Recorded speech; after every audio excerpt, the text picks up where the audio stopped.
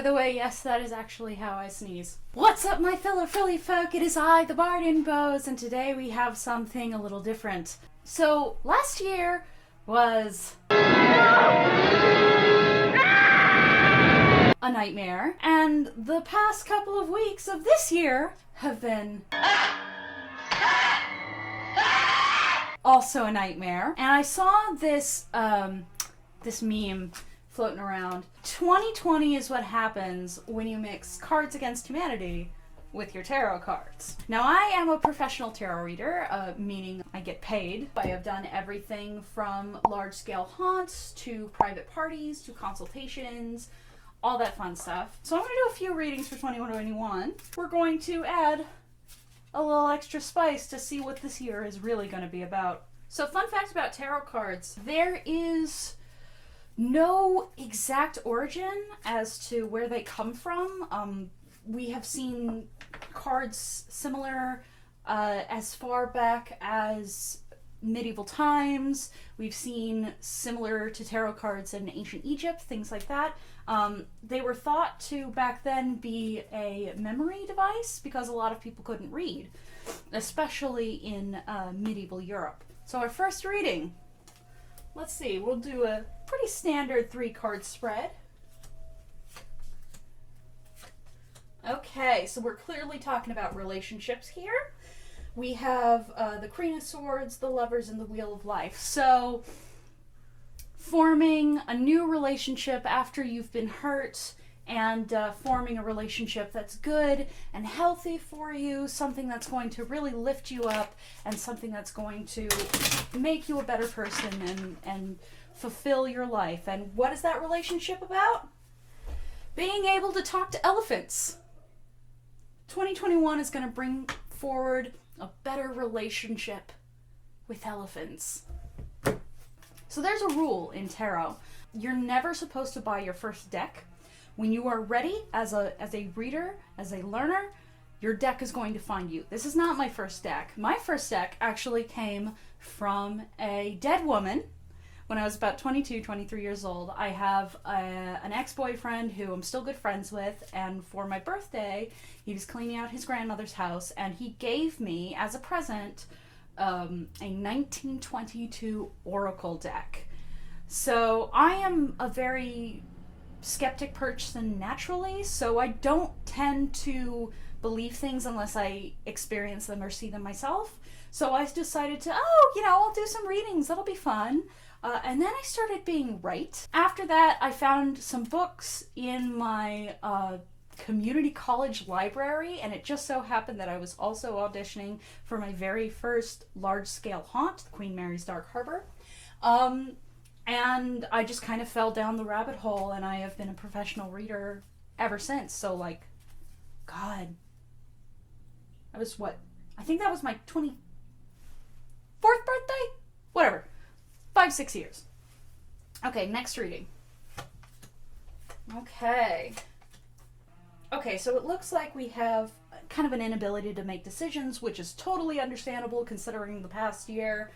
We have a lot of new choices and new doors that are going to be open to us, and there's a lot of hesitation to open those doors because we've essentially had to hunker down and be quiet for the past year, and opening those doors is going to require a little bit of a sacrifice. That's the Hangman here. And those choices tend to be about pulling out.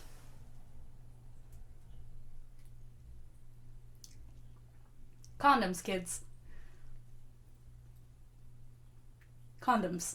Also, in case you are curious, why yes, I am a witch. Hello. I used to be really nervous about opening that part of myself up to strangers, because I didn't know how people were going to take it. And now at this point in my life, I like rocks. All right, next reading. Okay, so for this one, I'm seeing a lot of family themes. I'm seeing a lot of kind of dipping your toes back into society and reinvigorating those relationships that have had to put on hold for the past year. A lot of financial decisions from the previous year that essentially had to be put away are going to start to sprout. We're going to see that movement again. And it's basically, if you were smart enough to be frugal at this point last year, you're going to start seeing the benefits that crop has yielded in the past 365. And what are those benefits? Necrophilia.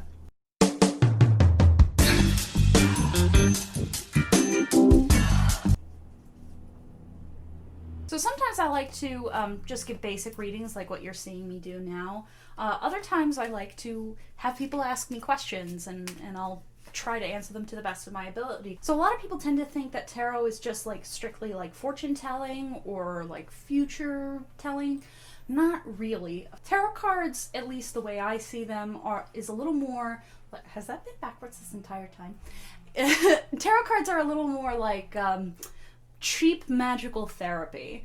So the idea behind tarot is that it's giving you an insight into your life and what you need to fix and what you need to look out for, that sort of thing. It's not you're going to die. Yeah, okay, duh, we're all gonna die. Next reading.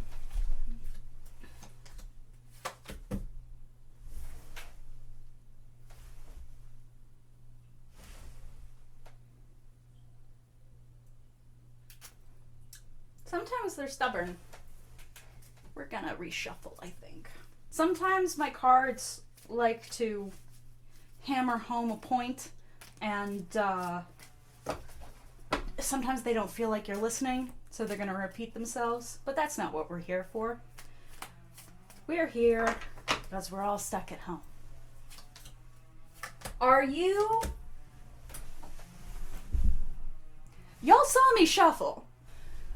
We get it.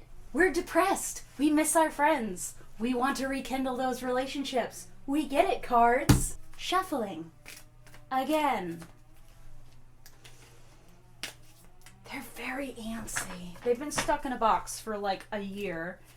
Normally, they get a lot of love in October, obviously. Not so much this year, so... Yeah, I know we're all waiting on money. You don't have to remind us.